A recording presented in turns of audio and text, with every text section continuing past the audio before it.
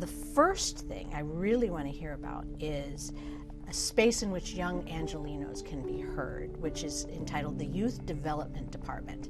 What is it and how is it going? So the Youth Development Department was really inspired by the leadership and advocacy of young people from throughout our city who were fighting for their voice to be heard at City Hall. We've also created the Olivia Mitchell Youth Council.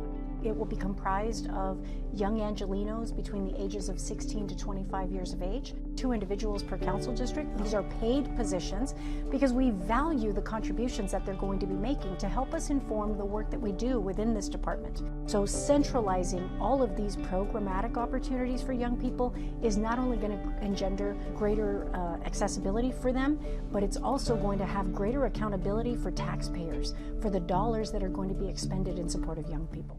Public safety is Yes. definitely one of your priorities. What are the topics that are on the table and how are they being handled? For me, one of the most exciting opportunities that we have coming forward is the newest introduction of therapeutic mental health vans that we're going to be unveiling this year, which took some time to get contracted with the LA County Mental Health Department.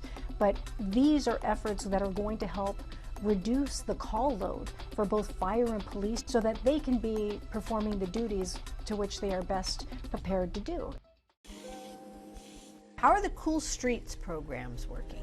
And what exactly have you been able to gauge how they're helping and what's happening with them? Well, they certainly reduce the heat island effect for about 10 degrees in the areas, and we were prioritizing in my district Cool Street installations around many of our schools.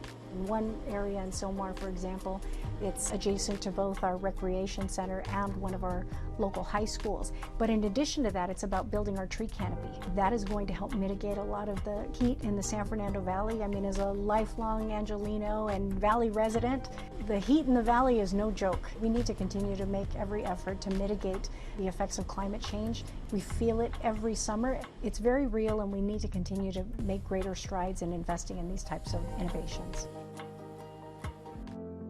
Homelessness, of course, is top of mind for everybody, and I know that some programs were put in place into 2021 and there are aspirational goals for 2022 and beyond, but how are the ones that were put in place working? The biggest challenges that we have in the city is, well, we can take these individuals and put them into housing, but without the supportive services, all we're doing is housing some of the challenges of what these individuals are experiencing and bringing them inside. So it really does require the case management and some of the ancillary services that are, frankly, the obligation of the county. We need greater collaboration and partnership with some of these other governmental agencies in order to see the full success in addressing homelessness.